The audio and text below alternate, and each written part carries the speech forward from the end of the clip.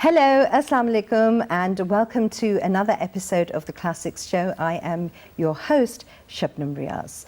Okay, for today's program, we have a wonderful book that we're going to discuss, and it's something that's going to be applicable for everyone who is watching the program. So do take note of things. You know, we have an expert here as well. So we're going to talk about something that will definitely it affects every human being.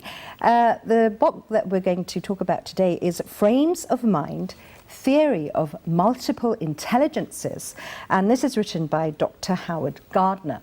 So to discuss today's book, we have with us in the studios Mr. Asif Rasool, who's a lecturer of management sciences and a corporate trainer. Thank you very much for joining us here today. Thank you very much.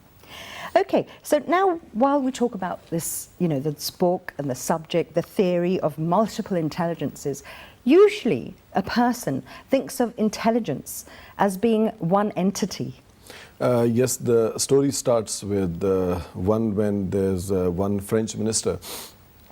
He just calls Alfred Binet, and he just tells him that you have got to devise such a test which is really going to help us to determine the students who are on the verge of failure. Okay. So that we should just go for this proper remedial kind of work. So Alfred Binet and his team, they just started working on this specific test.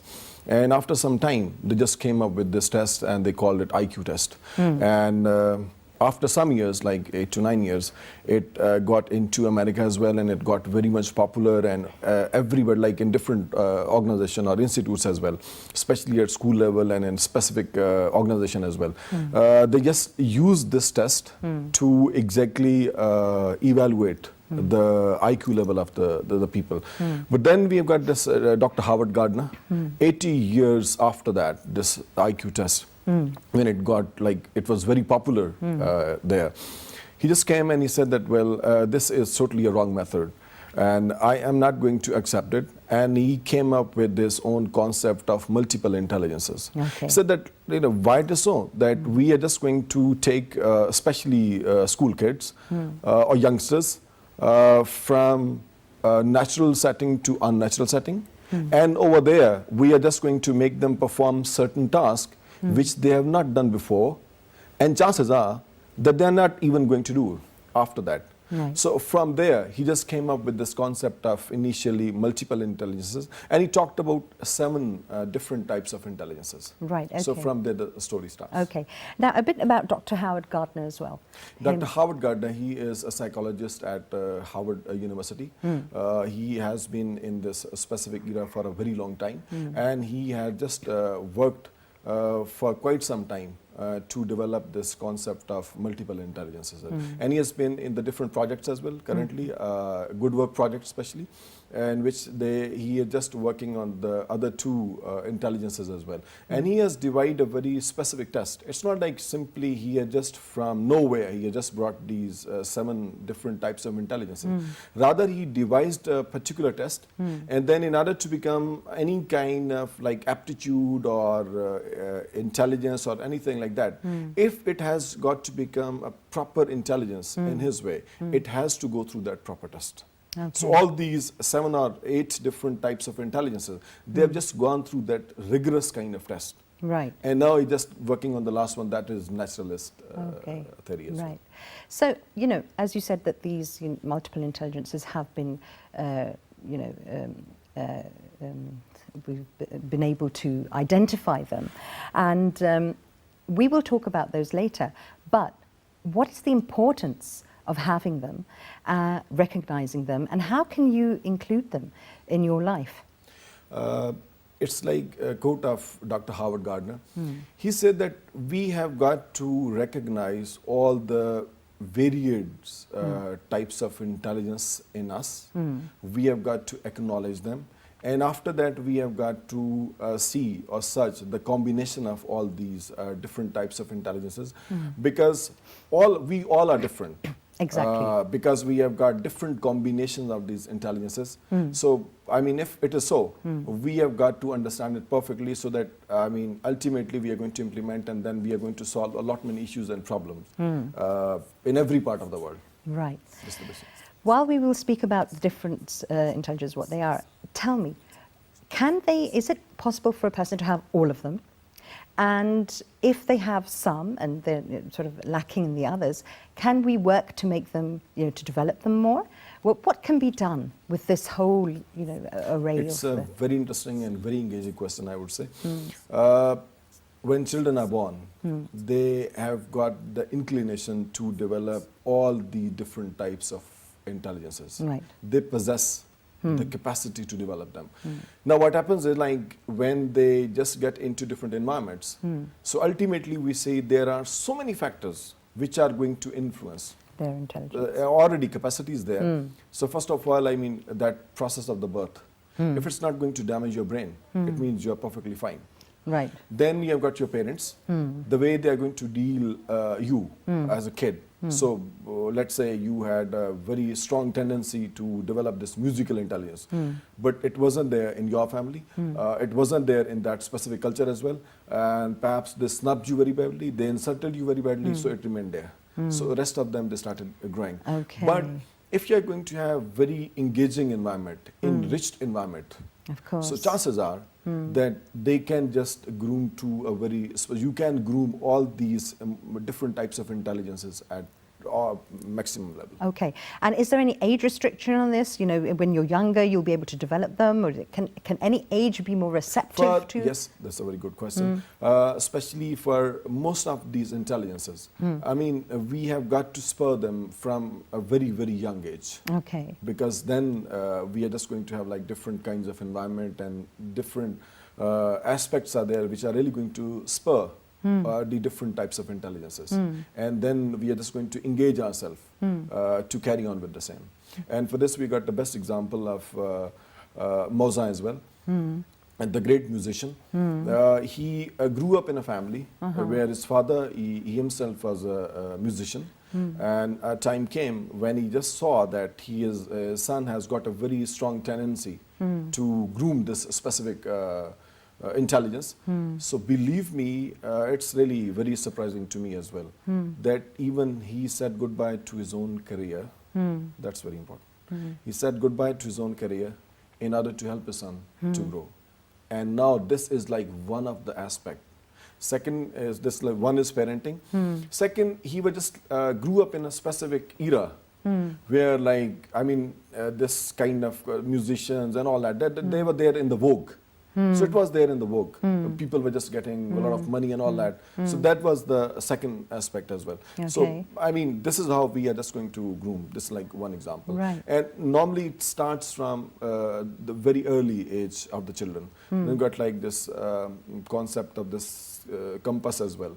The scientist whose father brought him that gift. And he said that now when I just look at this universe and when I just went for these bigger discoveries, so basically this compass was there. It spurred that intelligence. Okay. And then I started taking more and more and more interest. So you need the inspiration. Inspiration. The inspiration is very important. Exactly. You need the role models as well. You need the proper environment, conducive environment. Enriched environment. An enriched environment, as you're saying. Now, my question to you is this.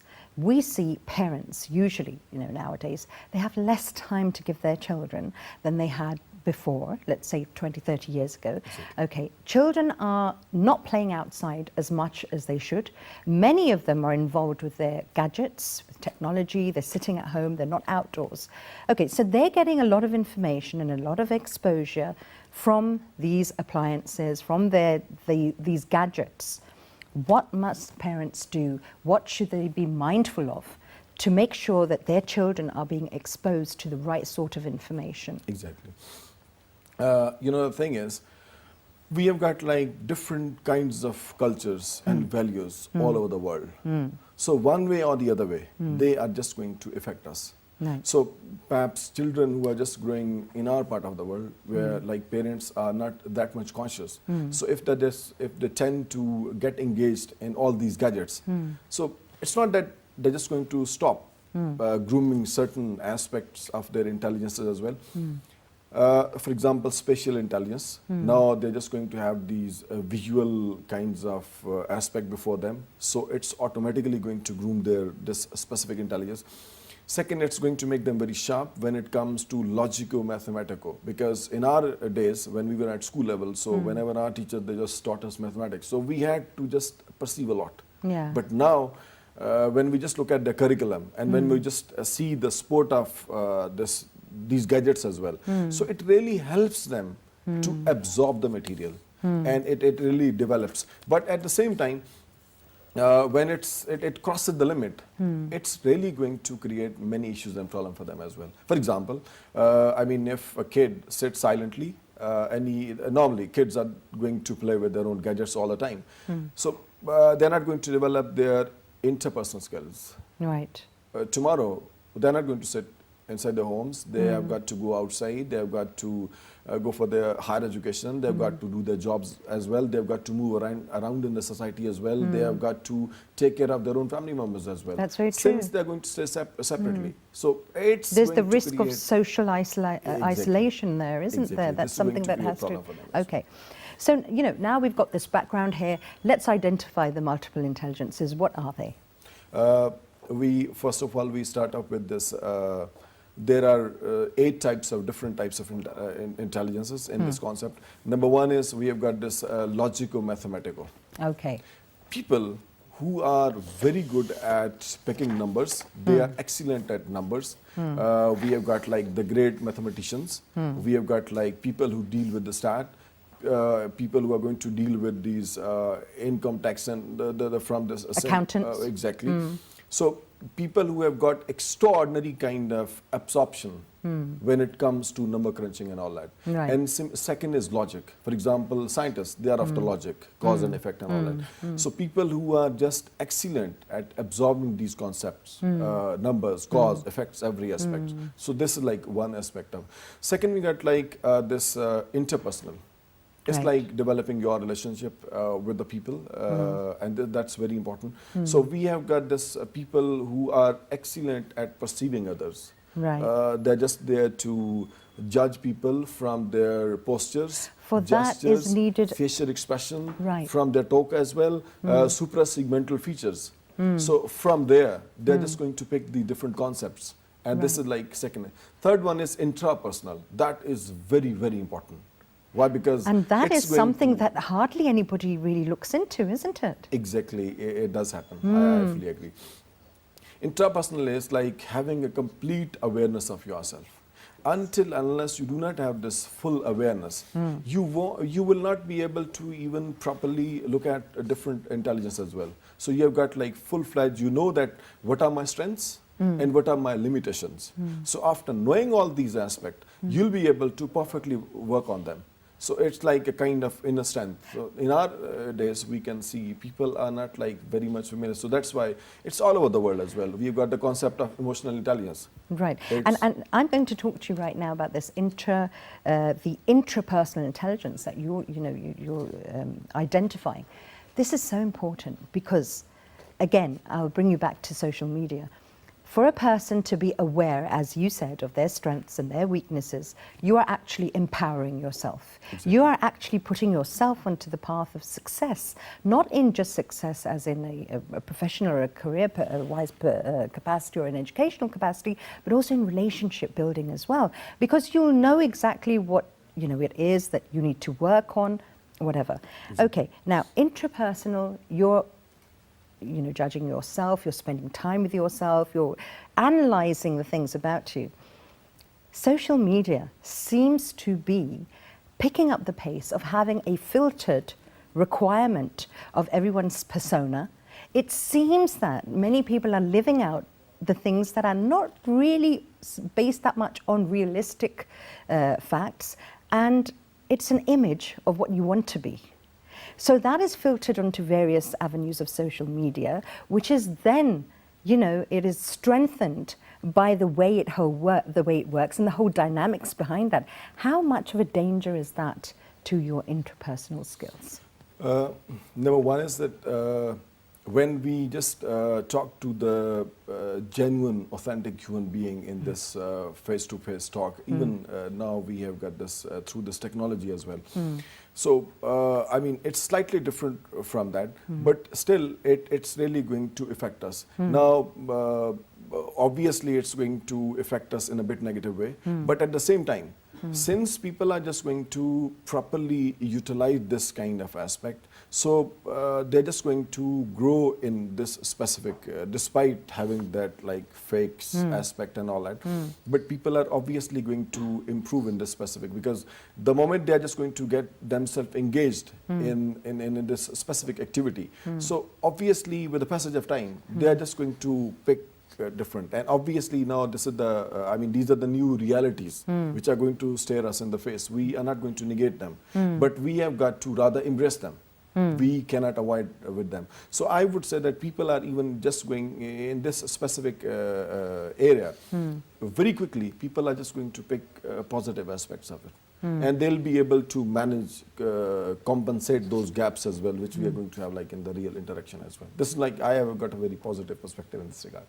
Fantastic. Okay. The next ones, we've got the other intelligence. We have got this. You've done logical, musical intelligence. Musical. That's musical fascinating. I love that one. Exactly. We have got the best example from South Africa and African countries as well. There is this body of research. It says that in their schools, now why we have got the best dancers, why do we have the best singers, best musician there?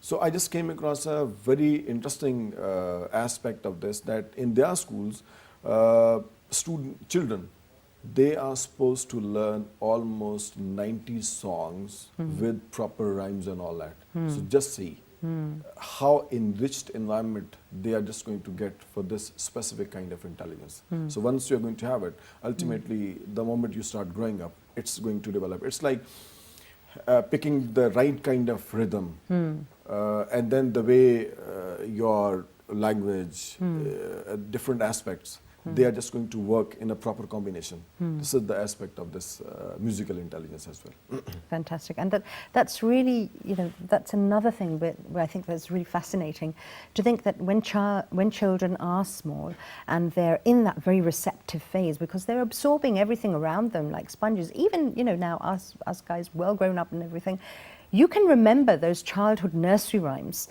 that were in accordance to songs and poems and poetic forms, and everything in the education system as well that is put to song, you'll be able to retain it and remember it much better. When we are going to properly start implementing, we have got, rightly in all advanced countries, especially in Finland, because they have got this wonderful successful ratio in international exam when it comes to their students. So in this specific area, it is said that normally in our traditional school system, teachers are just going to pick this one specific mode to teach something. Now this is also a limitation. Okay. This shows the limitation of the teacher as well. Because then you are also only catering to a specific intelligence level of specific children. Exactly. Now they say that if we properly apply in our lesson plans, in our different activities inside the classroom, and especially at school level, so we have got to keep these different types of intelligences, so that all of them, they have got their own different learning styles. Some of the kids, through these like movements and rhymes, they're going to pick the ideas. Some of them, they're just going to, through these group work, interpersonally, when they're going to communicate with each other, they're just going to pick these concepts. Some of them, they're just going to pick this through this logical mathematic style. So it means now, it's not like one specific chunk, your lecture is going to only specify on that specific chunk.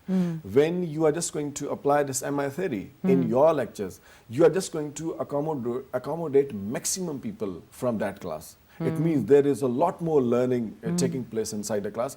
Second, it's very much different from those specific IQ level classes where this one intelligence, it worked. Right. Now, you are genuinely preparing people for the society as well. You're just going to provide them with a different kind of, so that after finishing their education, when they have got to come back to the society, they've got to run their own family, they've got to go for their own professional life, they've got to move around in the society as well.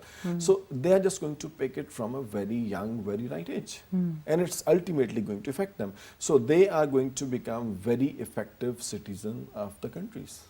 Absolutely, that's really And fascinating. above all, excellent human beings. Yeah, and that's the most important thing about going through an education system. Exactly. It's not just being at the receiving end and the recipient of information, it's actually gathering knowledge. There's no point of getting a degree if you've actually learnt nothing from it, because then it's just a piece of paper with a signature. So that's really important. Okay, the one of the intelligences that I'm very fond of, the linguistic intelligence, being yes, a writer. exactly. This one, tell us about this one. Linguistic intelligence is people who are excellent at using or playing with the words, playing with the syntax, playing with even phonology as well. We have got the storytellers, we have got orators, we have got like these writers as well. All of them, the way they're just going to play with the language. Right. I mean, and they are excellent at absorbing it. For example, we've got like certain writers. If we talk about like one Pakistani writer, I think is very difficult to decode, Cyril Almeida. Not the way he plays with the language. I mean, one is that you've got to be perfectly fine at this punctuation. If you're not familiar with punctuation, you will be at loss. True. Second, the way he's just going for these different layers of the language. For example, literal meaning, then we've got like metaphorical meaning. And then you've that. got a satire as well. So and a exactly wit. aspect. Yeah. And then we got like these politicians as well, because one way or the other way, they've got to convince people, they've got to persuade people. They're talking their way through situations. Exactly different situation. And people have got to ultimately follow them as well. Yeah. So this is like one aspect where you can see the people who are excellent at playing with the language. Fantastic. Different forms of the language. Right, okay. Then we have we discussed the spatial intelligence? Spatial intelligence, it's like, going outside and picking the beautiful aspects of the nature. And then transforming them for your work as well. For example, we have got these artists, we have got the sculptors who are just going to make different shapes and all that. So this is the kind of intelligence that the people, they It's just very go visual. outside, a visual, It's they're a just visual going to one. pick, and then they're just going to properly transform Express it it in some way in the other. They're just going to express them. So you have do you have the poets here too? Exactly right. Okay, They are. okay, Because, right. I mean, on the basis of their imagination, Right. Wordsworth, Yeah, poetry, exactly, it's based the on nature the poet. imagination. Okay, so many of these, if you visualize these different multiple intelligences and you put them on a sort of a Venn diagram, you'll see that many of them are overlapping with each other, aren't Exactly, they just work because they have got to work one way or the other. For example, if there's a cook, so first of all, they just read different kinds of recipes. So we have got this one linguistic aspect of intelligence. Second, the way they're just going to mix different ingredients, logico-mathematical. Exactly. That is second essence. Third one is they've got to, communicate it to their own different family members as well, just to engage them or just to convince them. There is this interpersonal, and ultimately, they have got to satiate their own interest, taste and all that as well. Right. So, we can see in this whole aspect, 4 or 5 different types of all intelligences. overlapping They all over are each just other. working. Okay, They're that's working together. fantastic. So it's like a sort of a machine where the clockwork and the sort of, the cogwheels, if you have, are interconnected and they're all driving each other. Exactly that. Isn't it? Exactly. So, okay. So the one, the bodily, yes, Kinesthetic. What's that? It's the way people are just going to use their bodies to express their emotions and feelings. For example, we have got actors, got dancers, we have got people who are, good at, ladies, they're just good at sewing. And they're not going to properly measure each and everything, but naturally it's going on. And then when we just come back and we just look at that pattern, we see that, they have got like properly measured it and then they just went for this, or somebody just prepared this kind of map work for them. And they did not properly follow that map, but still it worked. Similarly, you got like surgeons, those who are going for the operation as well. Right. They too have got this bodily kinesthetic because the way they're just going to go for these operations. Intricate work and everything with their this fingers. bodily kinesthetic. Okay. Through your body, you're just going to express your feeling, emotion, and different aspects. And what about the naturalist? Naturalist, just like people who go outside in the nature, and from nature, they are just going to get different kinds of inspiration. Right. So this is one way or the So other. that's also overlapping with the spatial intelligence, Exactly, isn't it? because they are just going to work together. in Right, this fantastic, fantastic. Okay, so this is really, really interesting because these are so many things that a person is born with, as you said, and it depends on the environment, the scenario in front of them, what they're being exposed to, what is being nurtured. So it's sort of like a garden as well, where you're planting all the seeds at one time. They're all getting the same water, they're all getting the same amount of sunlight, but they're going to react in a different way to different stimuli, isn't it? Exactly. So how do we create, the main parts of a person's life is, of course, after they're born and the first forming years at home, so the parents, the mother, because usually she has more time with the children, then the father as well. Okay, then they move on to school. So school plays such a fundamental part in their experiences, their growing up, their education. What are those things that need to be done, number one, at parents' level, when you're communicating with your child, and then to be mindful of teachers as well who are watching the program, and parents who are sending their children to school. What needs to be done to bring out the best in a child? Number one is inquisitiveness of the kids. We have got to properly align with this aspect of the kids because right from very young age, they are just going to ask you different things. Now it depends upon the parents, how they're just going to satiate their desire in that specific. Are they going to have proper answer for all these questions? Or are they going to have like parents who are going to get highly frustrated after listening to 3 or 4 questions? So we'll see they won't be able to engage. This like one aspect. Second is we have got 2 other aspects. We have got activators and deactivators for these very intelligences interesting. as well. We have got crystallizing experiences, Okay. and we have got paralyzing experiences as well. Crystallizing experiences are which And these are all really those things that have been identified by Dr. Exactly. Howard. The way you are just going to spur these, because let's say somebody comes to my class, so perhaps on day 1 he speaks well, I get back to the same student and I really appreciate them that, well, you perform in a wonderful way, I really appreciate that, though this was the first day, but your performance was extraordinary. Now this is a crystallizing experience. He's going to feel very much happy, he has got the recognition as well, he has got the appreciation as well. So chances are that when the same student is going to go back, he's specifically going to work on this because he would expect that, well, next time I've got to go and I've got to perform. On the other hand, we have got paralyzing experiences. I can just share one thing. When I was just preparing my notes for this program as well, I just recall my school days. So in those days, there was this one drama on PTV World, and we used to watch it on regular basis. It was really very much fascinating one as well. So I was just sitting in my school during the break time inside the class, and then I had some of my class fellows. So in order to just boast before them that, well, I perfectly watch and I'm a very good actor as well, and I was properly copying that guy, and unfortunately one of my teachers, he just got the clue of this drama from somewhere. He just came in. And after that, I just got a bit of thrashing from that teacher. And that was perhaps my last day of acting. Oh, dear. So this is how, I mean, these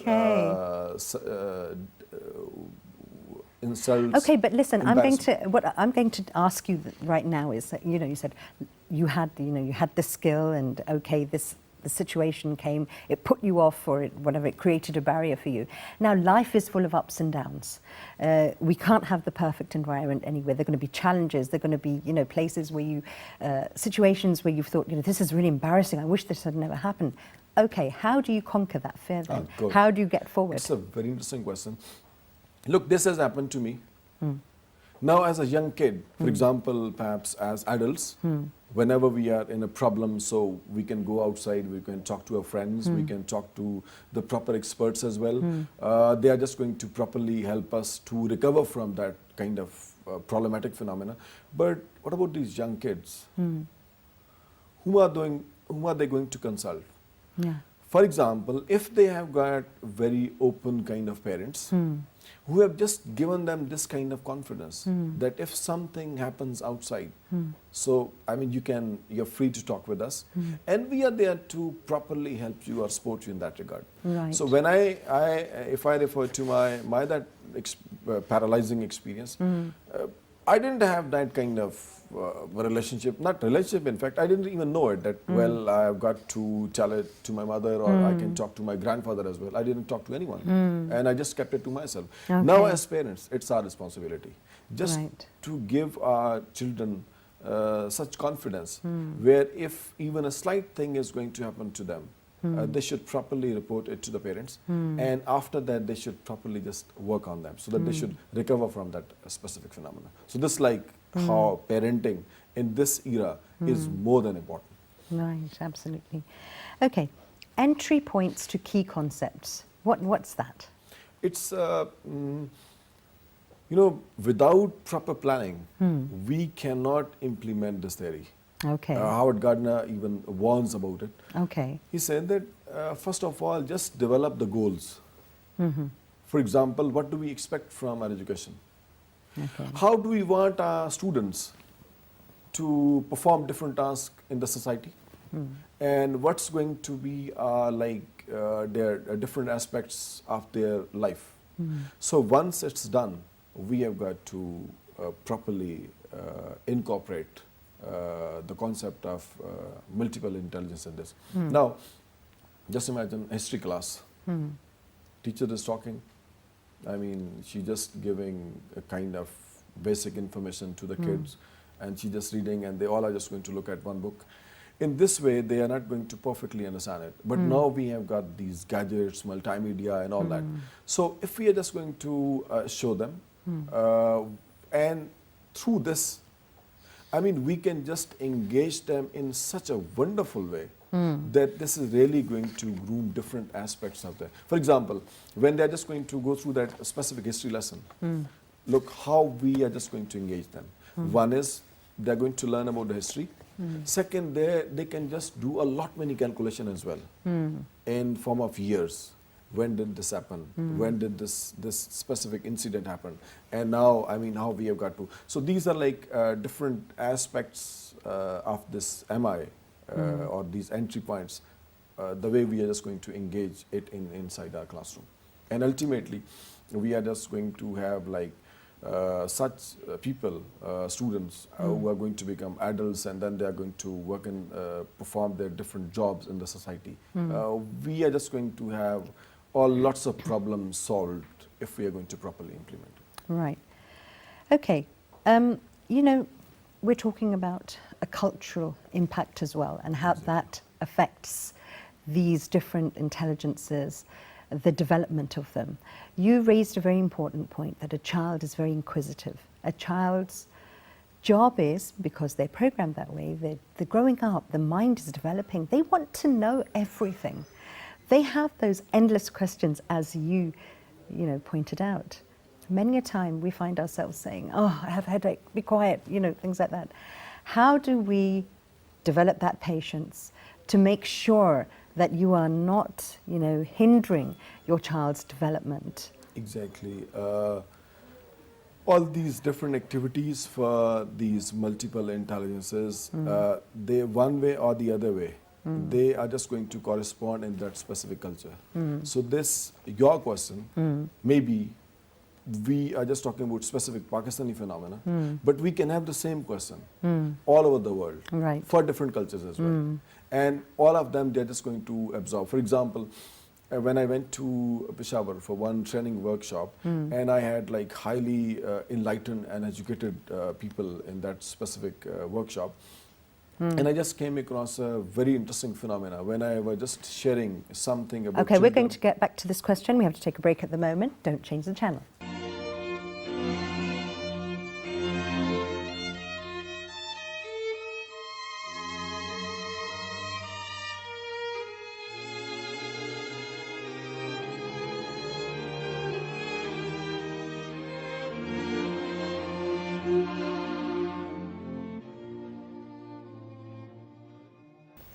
Welcome back to the programme. Yes, we were talking about children and their development as well before we went to the break. Let's continue that discussion. We're just talking about the kids. For example, now we have got a different era, so we are just going to provide them with this kind of environment where they are allowed to ask a lot many questions. True. So it's really going to break that previous customs and cultures as well. So it may not be that much problematic for the parents who have got awareness, who are enlightened, who have got the knowledge that it's really going to play. But then we've got like cultural and religious aspect as well. Yeah. Let me go to that extent as well. It's really going to affect them because we can see in certain families there are certain taboos which are not allowed to talk openly before the parents. So in this way, they're not just going to get any kind of support. But if we just look at our own family perspective, 20, 30, 40 years back as well. So if we are just going to provide them with that specific kind of culture, so automatically kids are just going to adopt the same culture. For example, still I have seen certain families where we've got that typical Lucknowi standard of Urdu. I mean, they have got like that same kind of respect, and the children are not going to even adults are not going to speak before the elders. They're going to keep mum. They're not just going to. So I mean, it does affect them. Of course. It's so about balancing things, isn't it? Yes. That while you are retaining certain, aspect of your tradition and your cultures in a positive way, to just make sure that they're not hindering a development of a child, because as we spoke about, that they are inquisitive, they're going to ask for answers, they're going to want answers, and then that's something that you will carry on with you, if you are used to that, throughout your school days and your college life. How do you deal with such students when they come to you? Students who are just coming from these open family system where parents are very much conscious and they are just going to give them, believe me, in our system, initially they're going to suffer.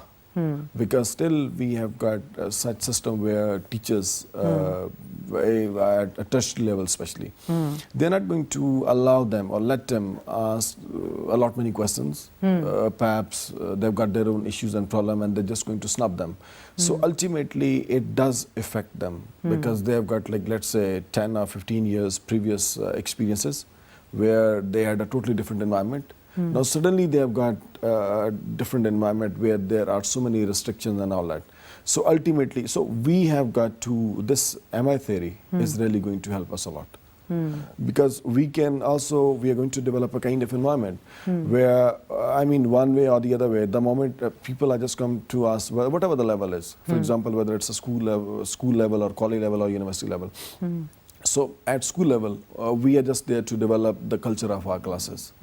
So we have got to properly incorporate this aspect that, they all are different, as already we have discussed, like the way Howard Gardner talks about it, that we have got different kinds of intelligence and we are very much different from each other. All of us we are. So we have got a different combination of these intelligence as well. So once we just perfectly understand this idea, we have got to implement as well. I've got to come out of my own biases, packs. I had a very different kind of training, but now when I just look at this MI theory, so we have got to align with the students as well. Right, okay, we'll continue with this fascinating conversation. Right now we're going for a break. Stay with us, don't change the channel.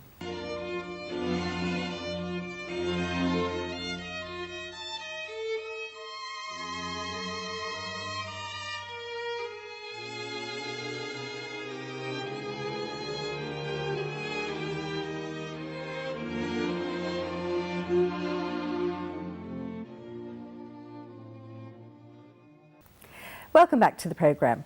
Okay, as we've had a fantastic conversation today talking about multiple intelligences, what they actually mean, and how they can be developed in your life, and what strengths they actually give you.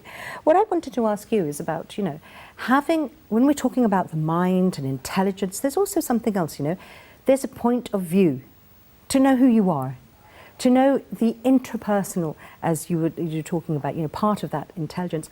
I think that's one of the intelligences that is the most, undermined, and we're not paying enough attention to that. We send children to school, people are growing up, they're going through, adolescence, teenagers, then going even on to universities.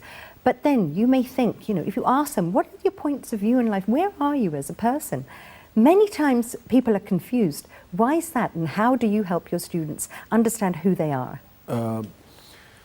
Previously, when we just look at the system, where students, they didn't think very much about this specific aspect which you've just asked. Howard Gardner is also working on this last intelligence, and he is in the middle to properly develop it. He said that obviously it's not going to affect you until and unless I'm not just going to have this I'm not going to ask this question to myself, and I'm not going to develop it. I will not be able to go or follow a proper track. I won't have any kind of conviction. And every day I'll get up early in the morning, I'll do all these basic activities, I'll go to my job, whatever I'll do after finishing my job, I'll come back and I'll sleep. I will not have any kind of concrete aspect in mind what I've got to follow. For example, I'm an activist, I'm a humanist, I've got to contribute toward my society as well. I've got to lead properly. So, I mean, when we just look at the different phenomena, there are a lot of sacrifices required. Right. And now we are not just willing for this. We have got this concept of individualism, where everybody just concerned with themselves, and they're just up to, they're not going to become the collective member of the society, and this is lacking, obviously. So that's why when it comes to our certain aspects of national level, or even being Muslim, or even professional, we just lack in this specific direction. If we are going to have like clear mindset, right, we'll have like proper tracks. And that also leads to tolerance. Exactly. Okay, so how do we bring forward the empathy? How do we bring forward the respect for others, the feeling for others, the compassion, that part? How does this all gel in together? Because many of these intelligences also, as you said, rely on the feelings and the emotional quotient as well. So how do you mindfully work in that blend as well? Initially, at school, let's say if students are going to come to us in first semester, so our job is we try, in order to develop this empathy, we just try to make them just imagine different scenarios. For example, let's say one common activity which I do in the class, I ask some of the students that do not tell it publicly. You don't need to tell that, well, you've got certain grievances, or you've got like different points of view, not grievances, certain different points of view with your parents.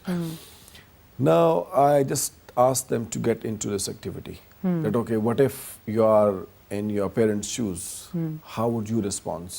Fantastic. Even sometime when we just assign them different tasks, they are like slightly difficult and all that, plus this homework as well. So the other day when they come back, I know I could just gather from the facial expression that some of them, they may not feel very much happy and all that sitting inside the class. So I usually ask them that, look, place yourself in your teacher's shoe and then see. Get another perspective. You've got your responsibilities. Right. I've got to, like, your parents are relying on us. Society is going to. And tomorrow, you may not clearly visualize your future or different companies where you're going to work. I can do it. If you're not going to work on, let's say, you're not going to improve your communication skills, you're not going to develop this balance, emotional aspect, if you're not going for this teamwork, if you're going to work separately, chances are you might face a lot many issues in the future. Right. So how about visualizing it right now? Then coming up with certain stories. Okay. I just shared it once I was just coming from Lahore late at night at 12 o'clock, and it was raining like anything. And I was just like 110, 120. But when I just got near to Kalaka, I saw the worst accidents. Oh dear. I saw dead bodies and all that. So I just shared it with them that, look, when my son and my daughter, they're just going to grow old, they're going to have same kind of facilities. So if I'm just going to have similar kind of scenario, I would not allow my son. Now you've got to understand why I'm not going to allow my son. I know what are the consequences. He's young, he may not understand it. He might say that, well, he's coward, my father is coward, he's timid, he is this, but he cannot properly visualize what makes me afraid. Absolutely. Why I'm not allowing? Why you're acting So a when certain way. we are just going to engage them in these kind of activities, believe me, they just always come up with something very positive. Right. So it's like we have got to develop certain activities where we are just going to make them visualize. Okay, and understand the other perspective. And Right, okay. We're coming to the end of the program now. It's been a fascinating discussion, and the topic, multiple intelligence as a theory, and the author as well. It's a fantastic culmination of so many things that we're not really aware of. Before we end the program, just a few minutes briefly, your message to the audience who's watching it. I would say that basically the concept of this multiple intelligences is that we have got to develop the multiple intelligences, so that at the end of the day, we are going to become the very productive member of our society, and we are just going to solve a lot many issues and problems, and ultimately we are just going to have like a lot many issues resolved, problem solved, and we are going to have tolerance, peace in the society. This is the basic purpose of that. Fantastic. Thank you very much, Mr. Thank Asif you. Rasool, for being with us here today. Thank you very much. Okay, so we come to the end of today's program, a fantastic one. Hope you have, enjoyed it as much as I have. So many things to learn. Intelligence, the theory of multiple intelligences, and what it actually can mean to you, and how actually it can change your life. So until next week, stay happy. Bye-bye.